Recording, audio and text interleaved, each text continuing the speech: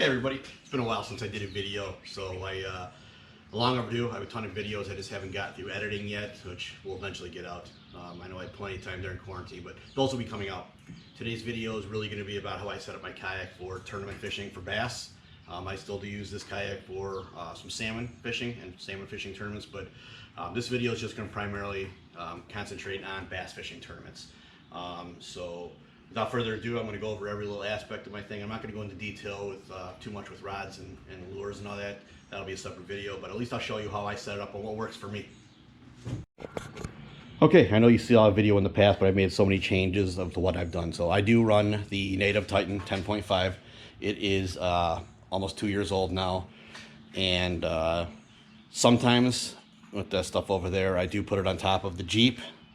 If I'm going to be doing faraway trips. Otherwise, anything local, I'll use this Harbor Freight trailer. Cheap trailer, but it works for me. You know, I can put 2 kayaks on there. I just have it in the middle right now, but it works for me. You know, I fish a lot of local areas that there's plenty of parking for this, so it works. So without further ado, we'll start from the front. Inside here, we'll go over the hatch. So for now, this is a work in progress as well. I do have the 12-volt battery back there, and I do have, let's see if I can get this out here without going in too far.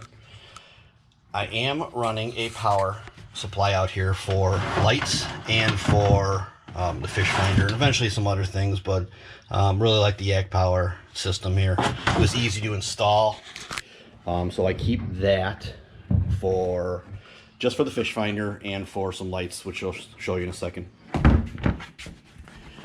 Okay, so the net, my version, I know Greg Blanchard uses one, but I pretty much, it's very similar to it. It works great for me, and I just have, you know, one of those paddle holders right here for it. Keep it right up front, it's out of the way, and it works great for me. Again, this is a couple years old, and I know they've upgraded the drives and made some good things, but I did purchase the pedals when I first got it, so those work great. Inside here, so switch this around. Here is my control panel, the Yak Power, and right now I'm only using it for the lights, and one broke because I installed it improperly, and then I'm also using it for the fish finder. Pretty quick, easy install. I'm real happy with it.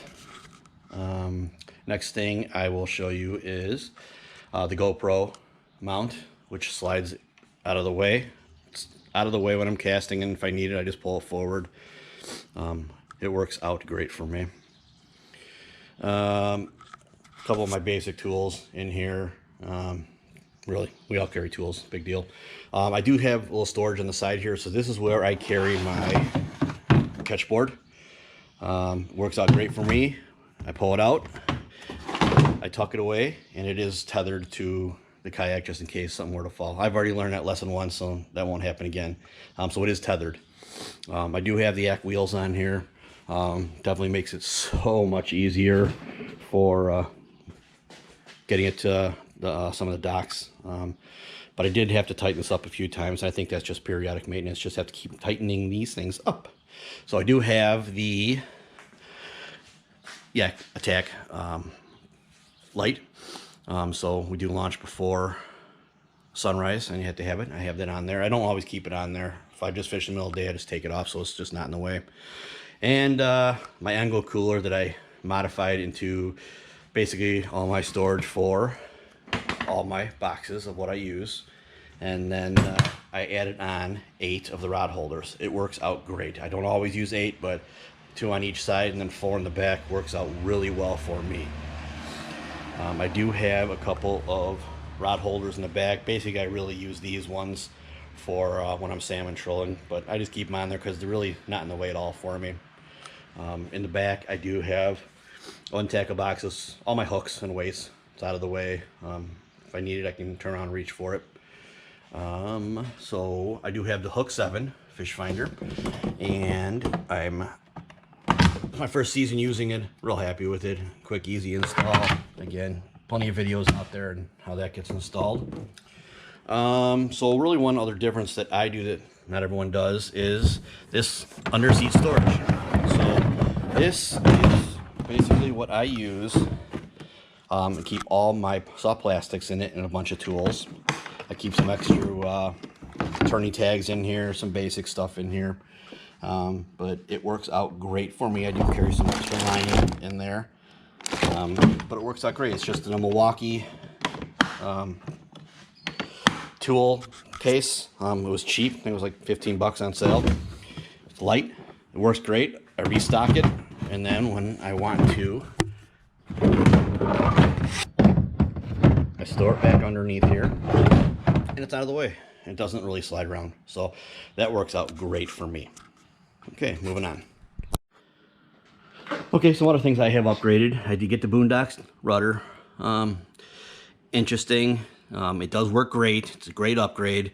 But I have learned from my old system that it snapped a line because the stock lines for the rudder just weren't strong enough to. There's so much more surface area on this rudder, so I had to upgrade everything. So I did with the Burley Pro system, and it was a pain in the butt getting the lines fished through these little holes, but after some swearing and getting it done, it worked out. And I obviously, when I upgraded that, I upgraded the handle here from Next Level Designs, which I know most Native Titan fishermen have done the exact same thing. I will link Ryan's stuff below there, but absolutely a must. It's comfortable, plus it looks pretty darn cool. That's pretty much it for the kayak itself. You'll see more video this weekend of the tournament and how I did and how it worked for me. I don't know if I'm going to carry all 8 rods, but again, I'm not going to go too much into depth, but I can carry up to 8 rods, and I do have a soft plastics for punching. I do spinning for Neds or wacky. I do a chatterbait, a crankbait, spinnerbait. I have a frog rod. I have a topwater, and I also have an Alabama rig. Obviously, things can change with everything, but that's the system that works for me.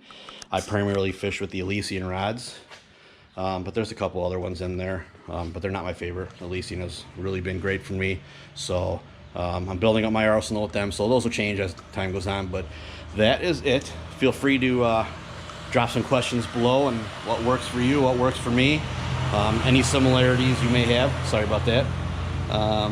But that is it. A lot of money put into this thing, and I'm really happy with this, and this is a life sport for me. Fishing for a long time, just really got into kayak tournament fishing over the last couple years. So again, that's pretty much it for me. Been kayak fishing for a couple years, absolutely love it. But fish for 40 years easily, regular fishing like normal kids do, jumping from pond to pond on your bikes. Was a fly fishing guide for about a dozen years. I loved it, but it putting so much time on the water took away a little bit of the enjoyment for me. So I took a little break from that, but you can see that I still love my fly fishing. But thanks for watching this video. Please feel free to leave some comments, like and subscribe. I'm trying to build a channel. What similarities you have, what you like about this, or give me some suggestions of what you think might work. Some minor changes on here, but I appreciate you watching. Coronavirus sucks right now. It's changed the way we live, especially me and my job as a firefighter, but be safe out there. And again, thanks for watching. Like and subscribe.